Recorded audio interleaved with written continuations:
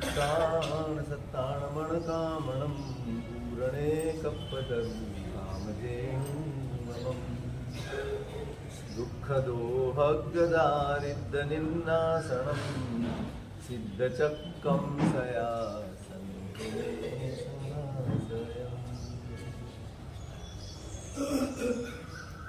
પરમ મંગલમય શ્રી સિદ્ધચક્રજીની આરાધનાનો આજે ચોથો દિવસ, ગુરુપદની આરાધનાનો આજે બીજો દિવસ, ઉપાધ્યાય પદની આરાધના, આચાર્ય ભગવંત એની આરાધના, એની ઉપાસના, એનું લક્ષ્ય છે આપણી આચારની શુદ્ધિ. શું માગવાનું છે? પદ નથી માગવાનું, આચાર શુદ્ધિ માગવાની. જેમ જેમ આચાર નિર્મળ થતો જાય, પદ એ પામવાની ક્રિયા નથી, પદ એ પ્રગટ થવાની. આ બહારથી અપાતા પદ એ માત્ર વ્યવહાર. આપણે ત્યાં એટલે છે ને દ્રવ્ય અને ભાવ બંને વસ્તુ. જેમ પૂજામાં કીધું ને, દ્રવ્ય પૂજા અને ભાવ પૂજા, એમ આચાર્ય હોય, ઉપાધ્યાય હોય કે સાધુ હોય કે કોઈ પણ હોય, કા દ્રવ્યથી આચાર્ય હોય કા ભાવ, મૂલ્ય છે ભાવ. જેની અંદર પદ પ્રગટ થયું છે, શેનાથી પ્રગટ? પંચ આચાર જે સુધા પાળે માર્ગ ભાખે સાચ. પાંચ આચાર. કયા પાંચ? જ્ઞાનાચાર, દર્શનાચાર, ચારિત્રાચાર, તપાચાર. બહુ સરસ. આપણે શબ્દો ઉપર ધ્યાન આપો ને તો ખબર પડે કેટલી અદ્ભુત. જ્ઞાન નહીં, જ્ઞાનાચાર. માત્ર દર્શન નહીં, દર્શનાચાર. માત્ર તપ નહીં, તપાચાર. દરેકની સાથે આચાર શબ્દ જોડેલો છે. જ્ઞાન જ્યાં સુધી આચાર ન બને, દર્શન જ્યાં સુધી આચાર ન બને, તપ જ્યાં સુધી આચાર ન બને, ચારિત્ર આચાર ન બને અને પુરુષાર્થ આચાર ન બને, ત્યાં સુધી તમે ભાવથી ન બની શકો, તમે દ્રવ્યથી. જ્ઞાન હું ભણી ગયો, સમ્યક દર્શનની હું વાતો કરું, ચારિત્રની હું વાતો, આ બધું જ્યાં સુધી વાતોમાં છે ત્યાં સુધી એનું ફળ નથી. આચાર બને ને ત્યારે જીવન બને, ત્યારે એનું ફળ બને. પંચ આચાર જે સુધા. ખૂબ ભણેલો હોય એટલે આચાર. જ્ઞાને આચાર બને, પરિણતિ બને, જીવન બને, ઝલકે એના એક એક વ્યવહારમાં છે. સમ્યક દર્શન એમના વ્યવહારમાં છે. ચારિત્ર એમના જીવનમાં દેખાય. તપ હોય, બધું જ પુરુષાર્થ. એટલે આચાર શબ્દ જોડીને ત્યાં વાપર્યું છે. જ્ઞાન, દર્શન, ચારિત્ર, તપ, વીર્ય એ બધા આચાર. જેમ જેમ શુદ્ધિ થતી જાય આચારની, તેમ તેમ પદ પ્રગટ થાય અને એ પદનું જ મૂલ્ય છે. એવા જ આચાર્ય માટે તિથયર સમો સૂરી એ શબ્દ વપરાયો. હું માની બેઠું, હું તીર્થંકર જેવો છું. ભાઈ છાનો શાંતિથી બેઠું. દરેક તીર્થંકર તુલ્ય ન થઈ જાય. તીર્થયર સમો સૂરી, તીર્થંકર તુલ્ય આચાર્યની સ્થિતિ બતાડી. કેમ કે માર્ગ ભાખે સાચ. પ્રભુના માર્ગની જ પ્રરૂપણા. પોતાના સ્વાર્થ, પોતાની માન્યતાઓ, પોતાનું મત, પોતાના આગ્રહો એ બધાને ગૌણ કરી અને ભગવાનના શાસનને, ભગવાનની વાતોને, જ્ઞાનીઓના માર્ગને આગળ કરીને ચાલે ને એનું નામ આચાર્ય. અને એ તીર્થંકર સમાન. આચાર્ય પદની આરાધના એ આપણા આચારની શુદ્ધિની માગણી કરવા. આપણો આચાર નિર્મળ બને. ધર્મ એટલે શું? તમારો નિર્મળ આચાર એ જ ધર્મ છે. બીજું ધર્મ છે શું? બાકી બધા મેં વારંવાર કહ્યું છે, સાધન છે. દરેક ધર્મ ક્રિયા એ આચાર શુદ્ધિનું, વિચાર શુદ્ધિનું, વ્યવહાર શુદ્ધિનું સાધન, જેનાથી તમારા આચાર શુદ્ધ થતા જાય, જેનાથી તમારા વિચારો શુદ્ધ થતા જાય, જેનાથી તમારા વ્યવહારો શુદ્ધ થતા જાય, એ જ ધર્મ છે, ધર્મ ક્રિયા. પછી એ જ્ઞાન રૂપે હોય, એ તપ રૂપે હોય, એ ક્રિયા રૂપે હોય, કોઈ પણ સ્વરૂપે હોય. દીક્ષા સુધીની કોઈ પણ ક્રિયા હોય, દીક્ષા શેના માટે? વટ મારવા માટે, બધાને પગે લગાડવા માટે, શેના માટે? આવશે કાલે સાધુ પદનો દિવસ. જે ક્રિયા તમને શુદ્ધિ ભણી લઈ જાય, ક્રિયા ધર્મ છે. જે વિચાર તમને શુદ્ધિ ભણી લઈ જાય, વિચાર પણ ધર્મ છે. શુદ્ધિ તરફની ગતિ, આ જ લક્ષ્ય છે આ શાસન. અને એટલે આચાર શુદ્ધિ આપણામાં પ્રગટે ને માટે નમો આયરિયાણમ ગણવાનું. કાલ ગણ્યું હશે ને? આંબિલ કેટલા કર્યા? માળા કેટલા ગણી? 20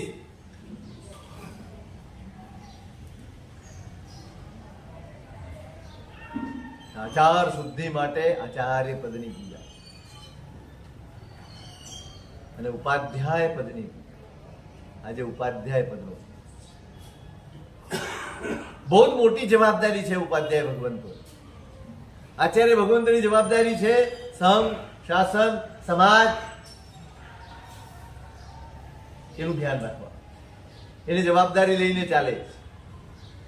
પણ સાથે સાધુઓ છે, એ બધાના યોગક્ષેમની, એમના જ્ઞાન ધ્યાનની જવાબદારી કોની? એની ચિંતા કોણ કરે? રાજકુમાર સરિખાગણ ચિંતક આચા રજપદ યોગ. ઉપાધ્યાયજી મહારાજ માટે લખાયું, રાજકુમાર સરિખા ગણ ચિંતક. આચાર્ય ભગવંતો પ્રવૃત્તિમાં હોય,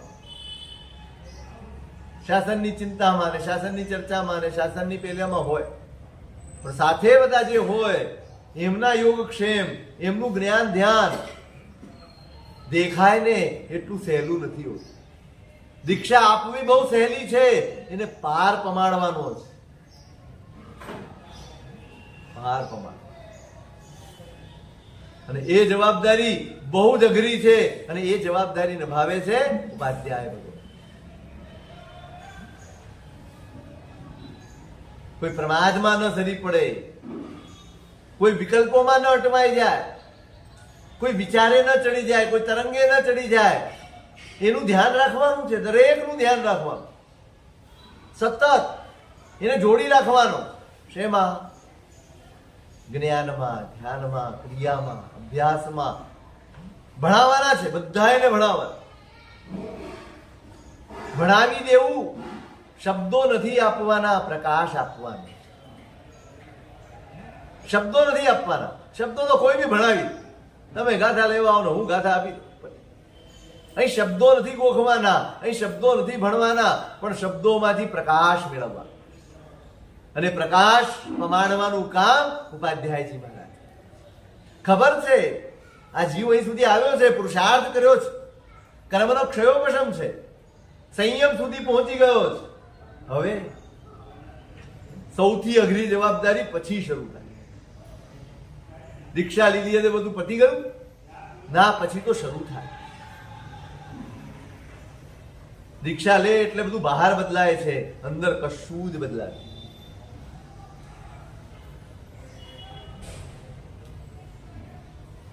દીક્ષા ગ્રહણ કરવી ને એ બહારનું પરિવર્તન છે, અને દીક્ષા આરાધવી અંતરનું પરિવર્તન. હવે એને પુરુષાર્થ કરવાનો છે. ખરેખરો પુરુષાર્થ તો હવે શરૂ થાય.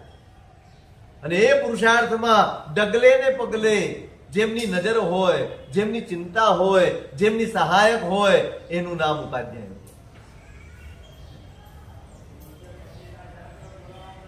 સતત જોડી રાખે, ચિંતા કરે, એના હિતની ચિંતા. જીવદળ છે, વિચારોમાં અટવાવાનો. સંસ્કાર અનાદિકાળના છે, મોહના છે, રાગના છે, દ્વેષના છે, કામના છે, ક્રોધના છે.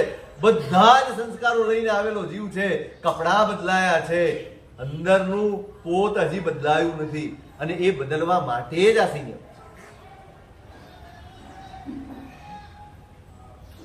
એની ચિંતા ઉપાધ્યાયજી ભગવંત કરે.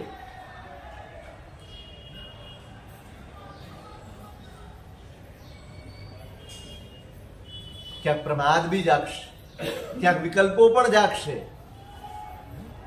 કઈ નહીં શકે, ઘણીવાર કઈ નથી શકાતું, પણ એવા સમયે પણ એનું યોગક્ષેમ કરી આપવાનું. કોઈ વિચાર છે ને ખોટો નથી હોતો, આવવાના જ, પણ એ વિચારો સામે એનું રક્ષણ કેમ થાય એને તૈયાર કરો. સાધુને તૈયાર કરવો એટલે શું? સાધુને ભણાવી ગણાવીને તૈયાર કર્યો એટલે શું? એ વ્યાખ્યાન આપતો થઈ જાય, એ ઉપદેશ આપીને સંઘ કાઢતો થઈ જાય, એ ઉપદેશ આપીને 99 ને ઉદ્ધાન ને દેરાસરો બંધાવતો થઈ જાય, એનું નામ તૈયાર? એ સરસ વ્યાખ્યાન વાંચતો થઈ જાય, એનું નામ તૈયાર? કોને તૈયાર કરે? એ લોકોને ભેગા કરી શકે, પોતાની વાતથી બધાને આંજી શકે, એનું નામ તૈયાર? સાધુ તૈયાર થયો ક્યારે ગણા? પોતાની અંદર પડેલા સંસ્કારોથી પોતાના આત્માનું રક્ષણ કરી શકે ને, એનું નામ સાધુની તૈયારી. ક્યારે તૈયાર થયો ગણાય? પોતાની અંદર ઉઠતી વૃત્તિઓ, પોતાની અંદર ઉઠતા વિચારો, એની અંદર ઉઠતા વિકલ્પો આવવાના જ છે. તમે એમ નહીં માનતા કાંઈ નહીં આવતું હોય, બધું જ આવે. પણ એવા વખતે એનું જ્ઞાન, એની સમજણ, એની પરિણતિ એ રક્ષણ કરવા માટે સક્ષમ બને ને, આ તૈયાર થયેલો સાધુ. એ કદાચ વ્યાખ્યાન નહીં વાંચતો હોય, એ કદાચ સંઘ નહીં કાઢતો હોય, કદાચ દેરાસર નહીં બાંધતો હોય, તમે જેને શાસન પ્રભાવના કે સમાજ જેને શાસન પ્રભાવના કહે છે એવું કશું જ નહીં કરતો હોય તો એ સાધુ તૈયાર. પણ જે વૃત્તિ સામે હારી જાય છે અને સમાજમાં પ્રતિષ્ઠિત છે એ સાધુ તૈયાર નથી. એક તૈયારી છે પુણ્યની અને એક તૈયારી છે સાધનાની. સાધનાથી તૈયાર થયેલો સાધુ પોતાના આત્માનું રક્ષણ કરવાની શક્તિ મેળવે, અને પુણ્યથી તૈયાર થયેલો સાધુ સમાજમાં પ્રતિષ્ઠિત થઈ જાય. તમે કોને માન આપો? તમે કોને પૂજો છો? તમે કોને પૂછો છો? કોને પૂજો છો? કોને પૂછો છો? ક્યાં જાઓ?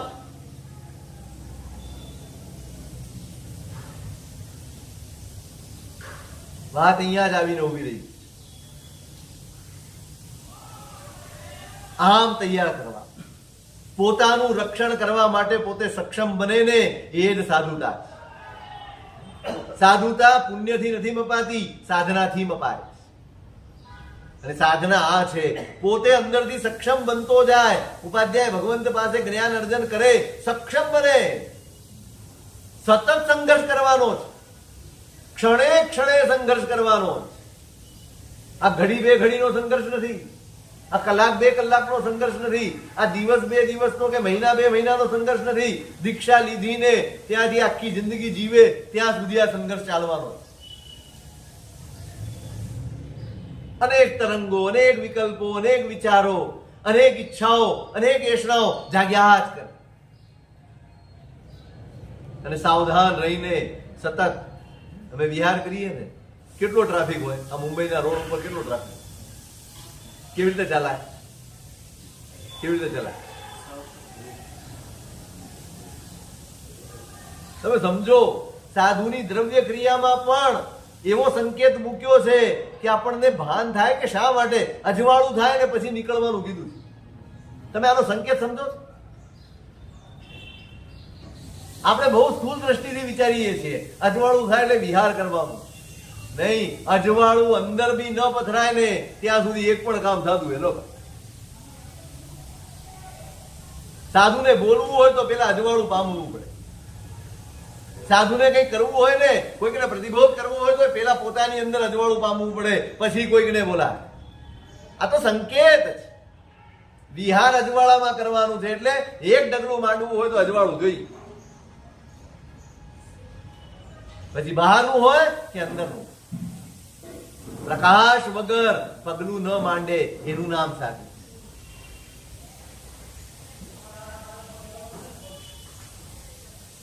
અને આ રસ્તા ઉપર ચાલવું હોય કેટલું, અને એમાં આ મુંબઈના રસ્તા, બાપરે બાપ, ટ્રાફિક એટલે એક ચૂક થાય ને, એક જરાક ચૂક થાય, પૂરું. જય જય નંદા. જેટલી સાવધાની, હવે ક્યાં સુધી સાવધાની રાખવાની? અડધો રસ્તો ક્યાં સુધી? જ્યાં સુધી તમે પહોંચો નહીં, તમારા મુકામમાં પગલું ન મૂકો ને, તમારું ઘર ન આવે ત્યાં સુધી સાવધાન રહેવું, એનું નામ સાધુ જીવન. મારા પોતાના ઘરે પહોંચવું ત્યાં સુધી સાવધાન રહું, આ સાધુ. હમણાં વચ્ચે બન્યું ઠેઠ પહોંચી ગયા મારા આ ઉપાશ્રય, અને એમને એમ થયું કે ચલો લઘુશંકા કરીને જ પછી જઈએ, એટલે ઉપાશ્રયમાં, એટલે રોડની આ બાજુ કરીને પાછા આવતા હતા, સામેથી ટ્રક આવ્યો, એમને એમ કે નીકળી જઈશ, પૂરું. એક ક્ષણ લાગી. ઘરમાં પગ ન મૂકો ત્યાં સુધી સાવધાન, ત્યાં સુધી સંઘર્ષ છે. જેમ રોડ ઉપર છે ને, આ મુકામેથી નીકળ્યા અને સામા મુકામે પહોંચ્યા ત્યાં સુધી સાવધાન, એમ અહીંયા પેલું પગલું માંડ્યું ને, આ સ્વીકાર્યું ને, ત્યારથી સાવધાન. ક્યાં સુધી? ત્યાં પડે પણ સાવધાન રહેવું પડે. ત્યાં પછી વાતો કરીએ તો ચાલે, ત્યાં પછી જોકું ખાઈએ તો ચાલે, ત્યાં પછી ગાથા કરીએ તો ચાલે. એટલે નિષેધ કર્યો છે, શાસ્ત્રમાં નિષેધ કર્યો છે. ચાલતા ચાલતા નૌકાર પણ ગણવાના, સ્વાધ્યાય પણ કરવાનો નથી, એ આજ્ઞાનું ઉલ્લંઘન.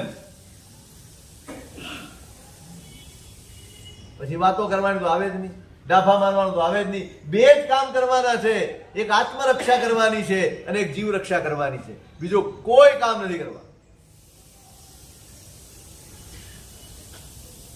નીચે જોઈને ચાલવાનું, એક એક પગલું જયણાપૂર્વક મૂકવાનું, ત્યાંય સાવધાની. અને આત્મવિરાધના ન થાય, જીવ વિરાધના ન થાય. આ બે વિરાધનાથી બચવા માટે સાધુ.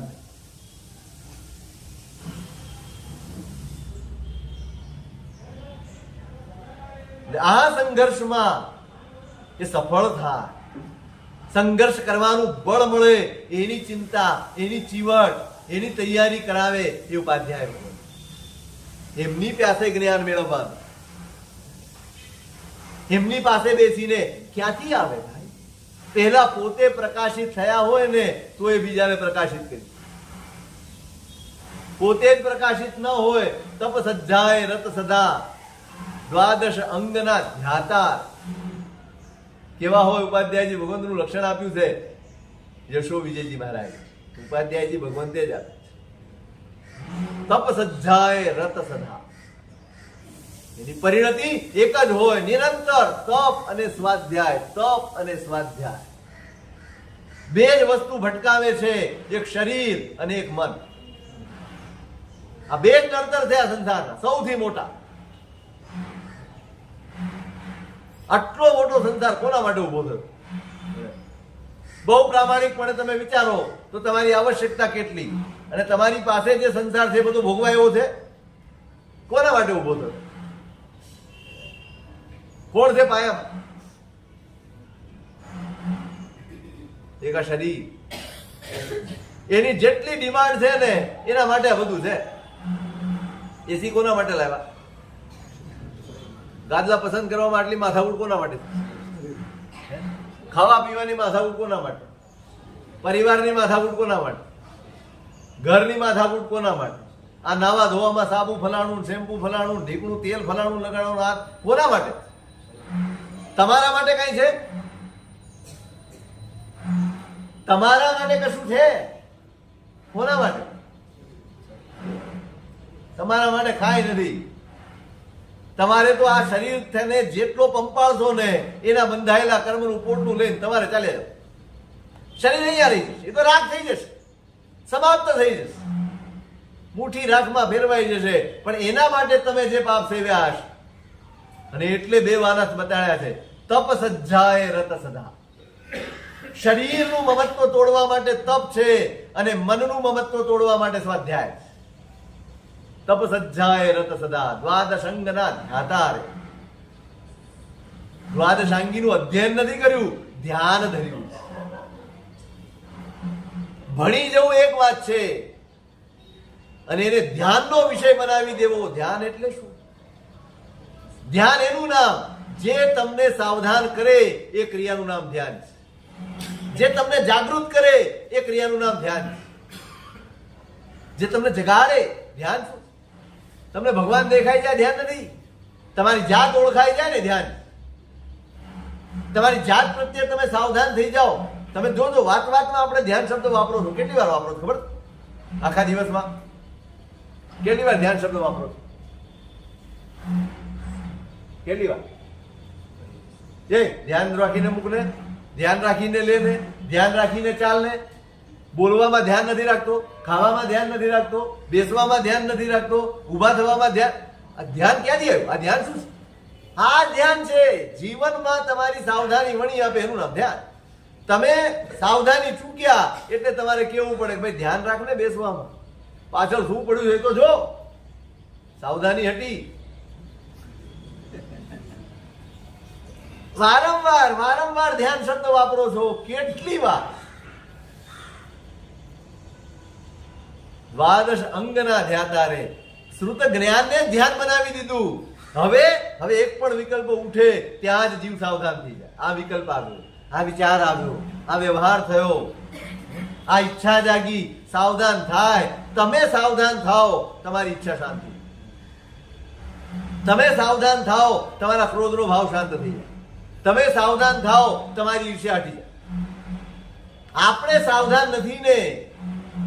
જે ઘરનો માલિક સૂતો છે ને એના ઘરમાં જ ગડબડ હોય. માલિક જાગતો હોય તો ચોરી થાય? ચોરી ક્યારે થાય? આપણા ઘરનો માલિક સૂતો છે કે જાગે? સૂતો છે કે જાગે?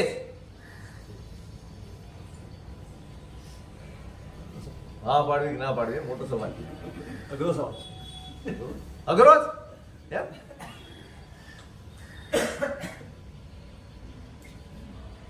દ્વાદશ અંગના ધ્યાતા. શ્રુત જ્ઞાનને પણ ધ્યાન બનાવી દે આ ઉપાધ્યાય ભગવાન. તપ સજ્જાએ વ્રત સદા. તપ અને સ્વાધ્યાય, તપ અને સ્વાધ્યાય. એવું નથી તમે બહુ ભણો છો તપ નહીં કરો તો ચાલશે નહીં. બહાનું ચાલે જ નહીં. આ બે તો સાધન છે જે તમને ડૂબાડી જાય. મન અને શરીર. કંડરીકની વાર્તા કરી હતી. શરીર ડૂબાડી ગયું. 1000 વર્ષનું તપ હતું, પણ જ્યાં શરીરને થોડુંક પંપાળવાનું આવ્યું ને ત્યાં પાછો રાગ જાગી ગયો, પાછું મમત્વ જાગી ગયું. અને એ હદે જાગી ગયું કે દીક્ષાથી પણ ચૂકાવી દીધી. અને મન ચિત્રમુનિની વાત કરી, સંભૂતિની. મનમાં આવી ગયું આવો વૈભવ હોય, આવું સુખ હોય ચક્રવર્તીને બહારે જોઈએ પતિ. એટલે તપ સજ્જાએ રત સદા. તપમાં અને સ્વાધ્યાયમાં, તપમાં અને સ્વાધ્યાયમાં બંને પેરેલલ ચાલતા હોય. એટલે પહેલા પોતાની જાતને જેમણે ભાવિત કરી છે, પહેલા પોતાની જાતને પ્રકાશિત કરી છે, અને પછી સાધુઓમાં, પછી લોકોમાં, પછી આ ઉપાધ્યાયજીનો ગુણ કયો?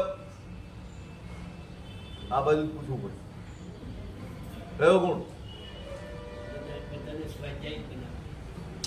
આમાં સિદ્ધ ચક્રજીના પદમાં શું? આચાર્યનો ગુણ આચાર, આચાર્યનો ગુણ આચાર. ઉપાધ્યાયનો ગુણ શું? ઘણા લોચા છે. એક શબ્દ વાપરો છો વિનય, બોલો છો. એ ખરેખર વિનય નથી, વિનયન જ. ઉપાધ્યાયજીનો ગુણ વિનય એટલે પેલો આપણે જેને વિનય કહીએ છીએ નહીં. વિનયનો અર્થ છે વિનયન. સામી વ્યક્તિ જે પોતાની પાસે આવી છે ને એની અંદરના જ્ઞાન ગુણને પ્રગટ કરી આપે એ તાકાત ઉપાધ્યાયજી મહારાજની છે. ગુણ ઉપાધ્યાયજી મહારાજ. જ્ઞાન એટલું બધું રમી ગયું છે, જ્ઞાન પરિણતિમાં એટલું બધું રમી ગયું છે કે એવી લબ્ધિ પ્રગટ થાય, જ્ઞાનના વિનિયોગની એવી લબ્ધિ પ્રગટ થાય. મેં કહ્યું હતું એકવાર, ફરી કહું. વજ્ર સ્વામી મહારાજની વાત કરી. એવું જ્ઞાન પરિણમ્યું છે. જ્ઞાન એવું અંદર રમી ગયું છે, આખી ચેતના જ્ઞાનમય બની ગઈ અને એવી લબ્ધિ પ્રગટી છે કે સાવ મંદ ક્ષયોપશમનો જીવ હોય, એક પાઠ આપ્યો હોય તો 15 દિવસ ગોખતા લાગે એવો મંદ ક્ષયોપશમ હોય, પણ જો વજ્ર સ્વામી પાસે પાઠ લે તો એક ઘડીમાં એ પાઠ યાદ રહી. આ લબ્ધિ કોની? ઉપાધ્યાય. આ ઉપાધ્યાય પદ અંદરનો પ્રગટ થયેલો હોય તો આ લબ્ધિ આવે. તમે આપો અને સામાનું કામ 15 દિવસે જે ગોખી શકતો હોય એક ઘડીમાં ગોખી નાખે. એને બી આશ્ચર્ય થાય, મને આવડ્યું કેવી રીતે? આમ ગોખી ગોખીને થાકી ગયા અને આમ આપણા યશો વિજયજી મહારાજ, મોટા મહારાજના શિષ્ય નેમિસુરી મહારાજ, સાવ અનાથ હતા. કોઈ શેઠ આપણા શ્રાવક, હું નામ ભૂલી ગયો છે, રોજ એમને જવાનું પાંજરાપોળમાં થઈને, એટલે એને લઈને જાય. એક દિવસ ઉપાશ્રયમાં બેઠા હશે, છોકરું સાવ નાનું 9 વર્ષ, સાધુ પાસે બેસે. એક દિવસ જીદ કરી કે મને અહીંયા જ રહેવા, કે તારું કઈ કામ નથી, ચાલ આપણે કઈ કામ નથી. બહુ જીદ કરી એટલે મોટા સાહેબે કીધું ભલે ને રહ્યો, તને શું વાંધો છે, પછી લઈ જજે, નહીં એને નહીં ગમે તો લઈ જજે, હું બોલાવીશ. રહી ગયો. ભણે પણ સંસ્કાર નથી. મા બાપ કોણ છે એ ખબર નથી. સાવ અનાથ અવસ્થામાં એને ગમી ગયું. બસ અંદરનું કઈક, કોઈ પોત, કોઈ તત્વ, કોઈ કર્મ એવું એને ત્યાં ગમે. જવાનું નામ જ લે. ભણે છે પણ ભણતા આવડતું નથી. એમાં કોઈ મોટી ઉંમરના ભાઈ આવ્યા, દીક્ષાર્થી હતા. દીક્ષાની વાત ચાલે, એમને ક્યારે દીક્ષા આપી, આ ભાઈ સાંભળી. એટલે મહારાજ સાહેબને જઈને કે પેલા હું આવ્યો છું, પેલા મને દીક્ષા આપવાની, આને પછી કોઈ પૂર્વ ભાવનું આરાધેલું હશે કે પણ તને હજી નૌકાર તને 6 મહિના ત્યાં શીખતા, એટલે કેવી રીતે? નહીં, પેલા હું આવ્યો છું એટલે દીક્ષા મને આપ. મહારાજજીએ પરખી લીધું. પણ તમે સમજો, વિનયન શક્તિની વાત કરું. દીક્ષા લીધી અને મહારાજજીના હાથનો વાસક્ષેપ પડ્યો, તે દિવસથી 300 ગાથા રોજ મોઢે કરતા. કેટલી? રોજની 300 ગાથા. અક્ષય આશક્તિ છે, અજ્ઞાન છે. જેની પરિણતિમાં જ્ઞાન આવી ગયું છે એનામાં લબ્ધિ છે. આ ઉપાધ્યાય પદની તાકાત. એ ભલે આચાર્ય પદ હતું પણ અંદર તો બધા પદ છે ને, શક્તિ તો પડી છે ને. હું શક્તિની વાત, વિનયન એ ઉપાધ્યાયજીનો ગુણ છે. આપે અંદર જ્ઞાનની શક્તિ એની પ્રગટ કરી આપે, એનું નામ ઉપાધ્યાય. બહુ સાવધાન રાખે. સુમિત્ર વિજયજી મહારાજ હતા ઉપાધ્યાય, નંદનસુરી મહારાજના મોટા ભાઈ. દીક્ષા પછી લીધી પણ ઉપાધ્યાય પદ સુધી પહોંચ્યા. એમનું એક જ કામ, દિવસે જુએ ગોચરી વપરાય ને એટલે બધા ધીમે ધીમે થોડીક વાર આડા પડવાની તૈયારી કરતા હોય. એટલે જુએ કે નાના સાધુ છે અને હવે સંથાનાની તૈયારી કરે છે, એટલે પોતે આસન ઉપરથી ઉભા રહે એની પાસે. શું નાના મહારાજ, શું ચાલે છે? ઉપાધ્યાયજી મહારાજ આસન ઉપર આવે તો કોઈ હલે છે? પછી એમ તો ન કે થોડી વાર સુઈ જાઓ પછી આવજો, બોલાય જ નહીં ને. શું ભણો છો, શું શીખ્યા છો, કેટલી ગાથા કરી, શેના અર્થ કર્યા, મને આ સંભળાવો ને, મને આ સંભળાવો ને, મને આ સમજાવો ને, મને આ કરો ને. એ અડધો પોણો કલાક કરે એટલે બિચારા ઊંઘી પછી જતા રહે, એટલે પછી ઊંઘવાનું રહે જ નહીં. કોઈ પ્રમાદમાં સરી પડવાનું હોય, ખબર છે હવે આટલી નાની ઉંમર છે, અત્યારે ભણવાનો પુરુષાર્થ કરવાનો છે, પ્રમાદ છોડવાનો છે, હવે એને વઢીને ન કરાય. કેમ થઈ જાય? આ પદ્ધતિ જ નથી. એટલી સિફતથી બધા ઉપાધ્યાયજી માંગે. આ ઉપાધ્યાય પદની ગરિમા તમારો પ્રમાદ ટાળી આપે અને તમને ખબર ન પડે એવી સરસ વાતે લાગે. તે કઈ વાર્તા વાંચી છે? કઈ વાર્તા વાંચી છે? મને કહીશ? બાળક હોય ને લાગી જાય કામ. જ્ઞાન શક્તિ તમારી પ્રગટ કરી આપે એ શક્તિ ઉપાધ્યાય ભગવંતની છે અને એમની ઉપાસનાનો આજે દિવસ. શું માગશો? ઓમ રીમ નમો શું માપ? પ્રાર્થના કરો તો ખરા માળા ગણતી વખતે, કે ખાલી આંકડા જ ગણો? તમારો જાપ, તમારા દેવવંદન, તમારા સાથિયા, તમારું ચૈત્યવંદન કે આંબિલ, આ બધું પ્રાર્થના રૂપે હોવું. ખાલી આગુ સે ચલી જતી એ બધા કરે છે ને હું કરું છું, આ બધું જ પ્રાર્થના બનવું જોઈએ. અંદર રમવું જોઈએ. આજે કયા પદની ઉપાસનાનો છે? કેવા કેવા ઉપાધ્યાય ભગવંતો આ શાસને આપ્યા છે, કેવા ધુરંધર ઉપાધ્યાય ભગવંત. તમે એક એક નામ સાંભળો ને આપણે હલી જઈએ. કેવી શક્તિ, કેવી જ્ઞાન શક્તિ, પોતાને કેવા અંદર રોકી રાખ્યા હશે જ્ઞાનમાં. ઉપાધ્યાય મેઘ વિજયજી મહારાજ હતા, હીર વિજય સુરી મહારાજના. એમણે કાવ્ય લખ્યું છે, સપ્ત સંધાન કાવ્ય. એક શ્લોક લેવાનો, આદિનાથ ભગવાન, એક રીતે અર્થ કરો તો આદિનાથ ભગવાનનું ચરિત્ર આવે. બીજી રીતે અર્થ કરો તો શાંતિનાથ ભગવાનનું ચરિત્ર થાય. ત્રીજી રીતે અર્થ કરો એ શ્લોકનો તો નેમિનાથ ભગવાનનું ચરિત્ર બની જાય. ચોથી રીતે અર્થ કરો તો પાર્શ્વનાથનું ચરિત્ર બની જાય. પાંચમી રીતે અર્થ કરો તો મહાવીર સ્વામીનું ચરિત્ર બની જાય. છઠ્ઠો અર્થ કાઢો તો શ્રી રામનું ચરિત્ર બને, અને સાતમો અર્થ કાઢો તો શ્રી કૃષ્ણનું ચરિત્ર બને. એક જ શ્લોક અને એના 7 પ્રકારે અર્થ થાય અને 7 ચરિત્ર થાય. કેવી ક્ષમતા હશે? સમજ પડી હું શું બોલી ગયો? નહીં. એક શ્લોકના 7 અર્થ થાય અને 7 જુદા અર્થ થાય. 7 ચરિત્રો બને એક શ્લોકમાં. એવું આખું કાવ્ય. મૂળ રચના હેમચંદ્રાચાર્ય મહારાજની હતી. એ કાળક્રમે લુપ્ત થઈ ગઈ. પછી મેઘ વિજયજી મહારાજે બનાવ્યું, અને એના ઉપર ટીકા કોણે લખી? મહારાજજીના પટ્ટધર અમૃતસુરી મહારાજ. ઓળખો તો અમૃતસુરી મહારાજ? જવા. તમને જે ગુરુ પરંપરા મળી છે ને એને ઓળખો ને તોય અહોભાવ જાગે, તોય ક્યાંય ભટકવાનું મન ન થાય. આપણને ઇન્ટરેસ્ટ નહીં.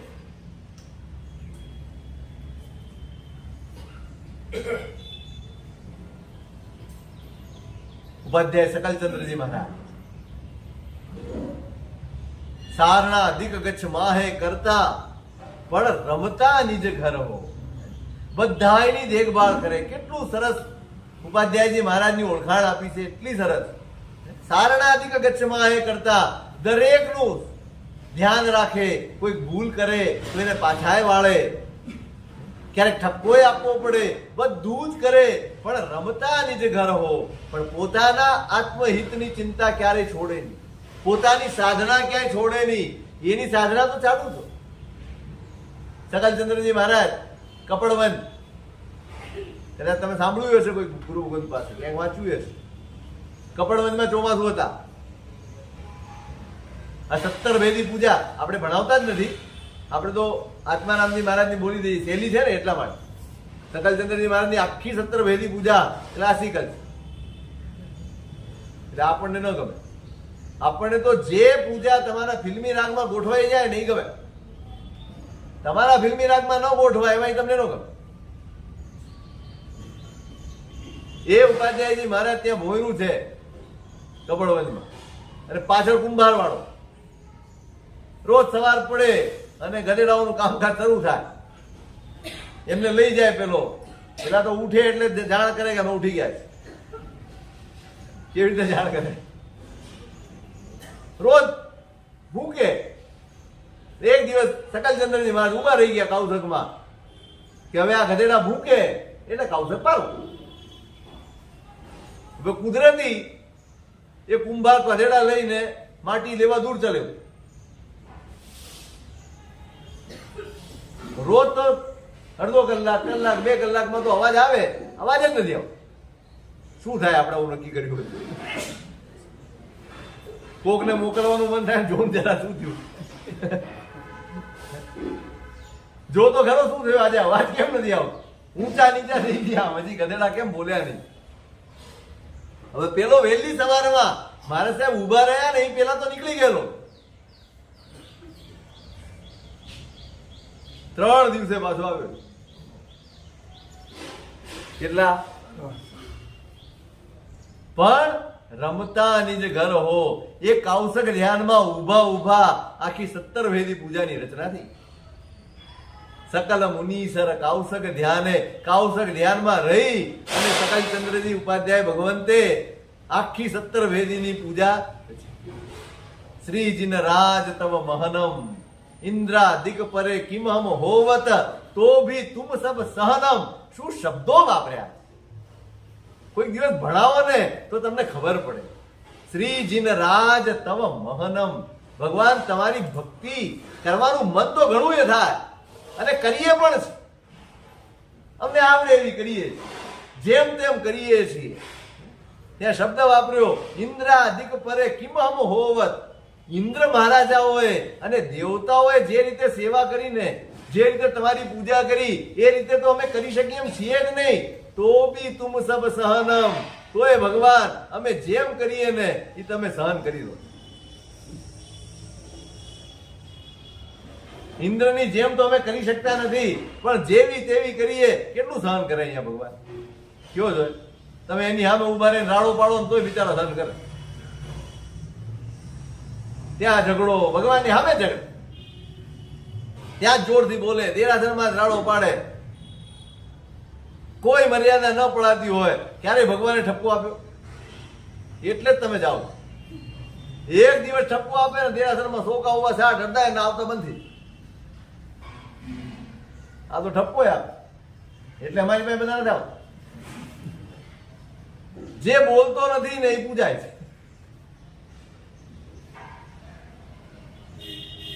આવો પાછળ વિનય વિજયજી મહારાજ, યશો વિજયજી મહારાજ, ઉપાધ્યાય, કેટલા નામ લઈએ. આપણી પાસે ટાઈમ નથી એટલા તો નામ. ઉપાધ્યાય મેં કદાચ અહીંયા વાત કરેલી છે. સમય સુંદરજી મહારાજ, કેવી જવાબદારી હોય છે શાસન. મુગલ બાદશાહનો સમય, રાજ દરબારમાં જાય, પ્રભાવિત છે એમના. ફરી વાર કરીએ વાર્તા, કદાચ કીધી છે, મને યાદ નથી. તમને તો યાદ નહીં હોય એટલે મને ફાયદો.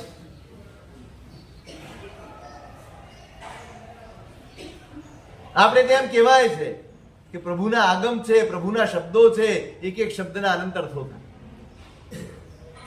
એટલે કોકે વળી સુબાના કાન ભેરવ્યા, આ વાણિયાઓ છે ને ગપ્પા જ હાકે, આ વાણિયાઓ ગપ્પા જ મારે. જ્યારે હોય ત્યારે અમારા ભગવાનની વાણી છે એના અનંત અર્થો થાય. સાહેબ કોઈ દિવસ તમે સાંભળ્યું એક શબ્દો એના અનંત 2, 4, 5, 10 અર્થો થાય ત્યાં તો બરાબર છે, પણ બાકી અનંત અર્થો કેવી રીતે થાય? વાત તો સાચી છે. પૂછવા આને, એમ આવે ને એને પૂછજો. હળી કરી નીકળી જાય. નારદ હોય ઘણા, સળી કરીને ચાલ્યા જાય. હવે મારા સાહેબ ટાઈમ થયો એટલે દરબારમાં આવ્યા. એટલે પેલા સવાલ પૂછ્યો કે મહારાજ એક સવાલ છે, બોલો. કે તમે આ બધું ગપ્પા કેમ મારો છો? સાહેબ ગપ્પા તો કે એક શબ્દના અનંત અર્થો થાય કોઈ દિવસ? સવાલ શેનો હતો? સવાલ પોતાની ઇજ્જતનો નહોતો, પણ જો પોતે જવાબ ન આપે તો આખા શાસનની ફજેતી થાય, આખા શાસનની હિલના થાય, મહાપુરુષોનું વચન ખોટું પડે. જરાય સ્વસ્થતા ગુમાવ્યા વગર ઉપાધ્યાયજી મહારાજે કીધું, સકલચંદ્રજી અરે સમય સુંદરજી મહારાજે, સાહેબ મને અઠવાડિયાનો સમય આપો, હું તમને જવાબ આપું. ભલે તમને ટાઈમ આપો. બધાને એમ કે શું કરી આવશે અઠવાડિયામાં? ગયા ઉપાધ્યાય ભુવંત ઉપાશ્રયમાં પલાઠી વાળીને બેઠા અને લખવાનું શરૂ કર્યું. લખતા જ ગયા, આખી પોથી તૈયાર થઈ અને બાંધીને અઠવાડિયા પછી રાજ દરબારમાં આવ્યા.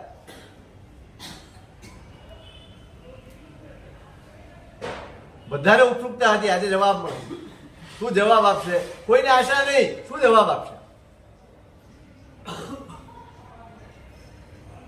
જવાબ લાવ્યા તો કે હા સાહેબ. તો શું બોલો? તો કે આ પોથી આ જવાબ છે.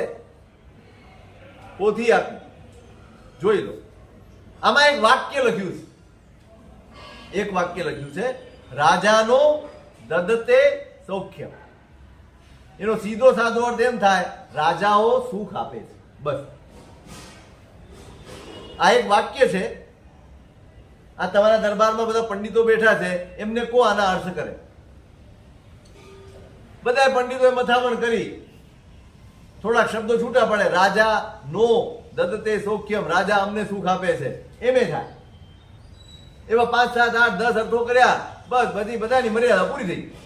બસ સાહેબ, આનાથી વધારે અર્થ થાય જ નહીં. હજી મહેનત કરો, હજી થોડી મહેનત કરો. ઘણી મથામણ પછી 1, 2 રોર વધ્યા.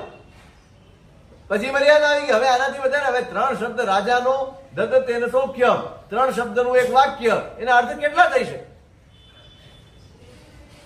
બસ કે આનાથી વધારે ન થાય. તો સાહેબ આ પોથી લો. આ પોથીની અંદર આ એક વાક્યના 8 લાખ અર્થો છે. કેટલા? આ દંતકથા નથી, એ પોથી આજે પણ છે, એ ગ્રંથ આજે પણ છે અષ્ટલક્ષી તરીકે. 8 લાખ અર્થો. હવે કે તમારા પંડિતોને આપો, આમાં કઈ ખોટું હોય તો બતા. બધા માથું ખંજવાળ માંડે. 8 લાખ અર્થો આ એક વાક્યના. મોઢામાં આંગળા ખાલી ગયા. વાત તો સાચી, આમાં કઈ ખોટું પડાયું છે જ નહીં. બધું જ વ્યાકરણ થી સિદ્ધ થયેલું. રાજાને કીધું મારા સાહેબે, સાહેબ મારા જેવો સાવ સામાન્ય મામૂલી આદમી, સાવ છદમસ્ત જીવ, જેની પાસે મતિ જ્ઞાનના ઠેકાણા નથી, એ જીવ એક વાક્ય લખે અને એના 8 લાખ અર્થો થઈ શકતા હોય, તો જેની પાસે કેવળ જ્ઞાન છે એ તીર્થંકર એક શબ્દ બોલે એના અનંત અર્થો કેમ ન થાય?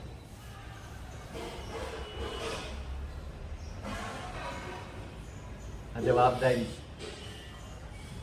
ફાંકા મારવા એક વાત છે અને શાસનની રક્ષા કરવી બીજી વાત. હું મારા જ્ઞાનનો ફાંકો માર્યા કરું, પણ આવો સવાલ આવે ને ત્યારે બધા હાજા ગગડી જાય. કેટલી ક્ષમતા હશે અંદર.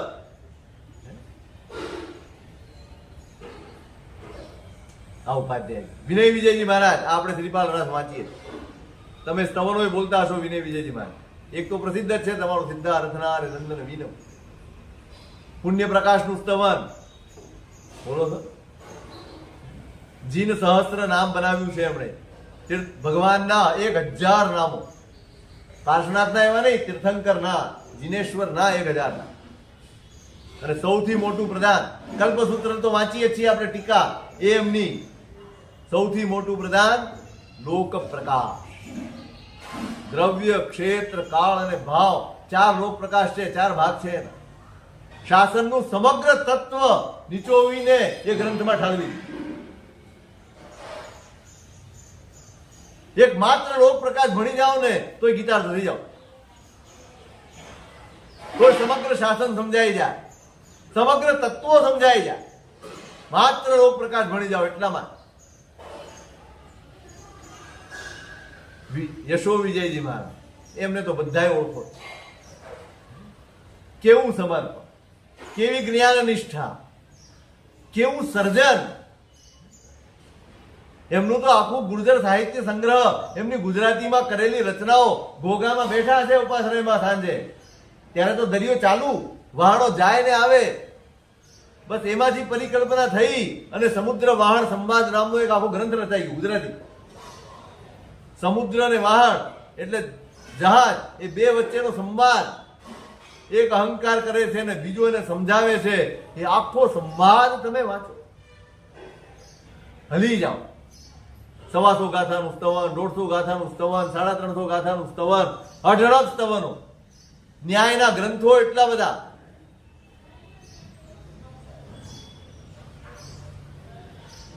હરિભદ્ર સુરી મહારાજ પછી એમને લઘુ હરિભદ્ર તરીકે શાસનમાં ઓળખવામાં. એવી પ્રચંડ મેધા. સવારથી સાંજ બસ એક જ કામ, હાથ ચાલ્યા જ જાય, લખ્યા જ કરે. આ એક જ ઉદાહરણ છે. પોતે લખે ને હવે એટલું ઝડપથી અંદરથી આવતું હોય એ ઉતારે, બધું રફ જ થાય. એ રફની ફેર કોણ કરે? એમના ગુરુમાં. આમની પાસે તો ટાઈમ ન હોય, એ બધું રફ લખાઈ જાય, એનું ફેર આખું એમના ગુરુ મહારાજ નય વિજયજી મહારાજ કરે.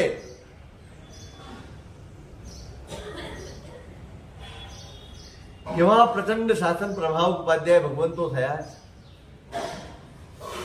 આ બધાને યાદ કરીને, એમના ઉપકારને યાદ કરીને આજે પ્રાર્થના કરો, થોડીક જ્ઞાનની જિજ્ઞાસા, થોડીક જ્ઞાનનો રસ આપણામાં જાગે. જ્યાં સુધી જ્ઞાનની રુચિ નહીં જાગે ને, આ સમાજને જ્ઞાન વગર બદલી નહીં શકાય. નક્કી સમજી રાખો. ઉપદેશો કામ નહીં આવે તમને બહુ. સ્વયં તમને જ્ઞાન મેળવવાની અંદરથી ધગટ જાગવી જોઈએ. આપણી પાઠશાલાઓ ઓક્સિજન ઉપર ચાલે, જેમ તેમ માંડ માંડ કેટલી મહેનત કરવી પડે છે. કરોડનું ઇનામ રાખો તો જ બધા ભેગા થાય. એક વાત સમજો, અનુમોદના છે, જોડાય છે એની, પણ આ રીતે ઠેઠ સુધી જોડાઈએ ને, આપણી દયામણી સ્થિતિ. હજી તમને પ્રલોભન જોઈએ ભણવા માટે, એનો મતલબ એ છે કે તમારી પાસે ટાઈમ તો હતો, પ્રલોભન નહોતું માટે તમે ન કર્યું ને. કેમ જોડાયા તમે? એકાએક જુવાળ ક્યાંથી આવી ગયો? ભણવાનો જુવાળ છે આ. બરાબર સમજો. હું ટીકા નથી કરતો, ફરી વાર કહું છું, બહુ ચોખવટથી. એમના પુરુષાર્થની જરાય ઓછી કિંમત નથી આપતો, પણ એમને કઈ મજબૂરીએ આ સુધી પગલું લેવું પડ્યું છે કે પ્રલોભન વગર આ સમાજને જ્ઞાનના માર્ગે પણ જોડી શકાય એવો નથી. આપણી કઈ સ્થિતિ બતાડે છે? કઈ સ્થિતિ બતાડે? એકાએક જોડાઈ ગયા હજારો માણસો ક્યાંથી પેદા થાય? આકાશમાંથી ટપક્યા કે આપણા સમાજના છે? ક્યાંથી આવ્યા? ક્યાંથી આ બધા? કેમ પેલા નહોતા ભણતા? તમારું લક્ષ્ય શું હતું? જોડાઓ ત્યારે લક્ષ્ય શું હોય? ક્યાં સુધી આવા બાળ જીવો રહીશ? આજે આ પ્રાર્થના કરજો, જ્ઞાનની રુચિ જાગે ભાઈ, જ્ઞાનનો રસ જાગે, જ્ઞાનનું બહુમાન જાગે, મેળવવાનું મન થાય. દિવસમાં એક અડધો કલાક પણ કાઢવાનું મન થાય. કોઈ પણ ગુરુ ભગવંત હોય, સાહેબ થોડુંક સમજાવો, થોડુંક શીખવાડો ને. મહિનો આવ્યા છે, અઠવાડિયું આવ્યા છે, ભલે ને 3 દિવસ આવ્યા છે, જઈને બેસો, અડધો કલાક તો કાઢો. પ્રાર્થના કરો. આજ ઉપાધ્યાય પદની આરાધના છે. તમારી દરેક આરાધનામાં આ અધ્યવસાયને જોડજો કે આપણી જ્ઞાન રુચિ જાગે ને. એટલા માટે હું આરાધના કરું છું, એટલા માટે હું આ માળા ગણું છું, એટલા માટે હું આ સાથિયા કરું છું, એટલા માટે હું આંબિલ કરું છું. ત્યારે વિચાર એ કરજો તો ગરમ છે કે ઠંડુ છે, કડક છે કે પાતળું છે, બધું યાદ નહીં આવે. નહીંતર એ જ યાદ આવ્યા કરે. હજી સુધી કડક રોટલી નથી આવી, હજી સુધી ઢોસો નથી આવ્યો. અરે ખાઈ લો ને થાના માના. ત્યાં તો યાદ કરો, આ આરાધના એટલા માટે કરું છું કે મારી અંદર પણ જ્ઞાનની રુચિ પ્રગટે. આમાં તો અજ્ઞાન જ પ્રગટે છે ભાઈ. તો પ્રાર્થના કરજો તો ઉપાધ્યાય પદની આરાધના સાર્થક થાય અને કાલે સાધુ પદ એનું છે શું સ્વરૂપ તે કરી દેખાય.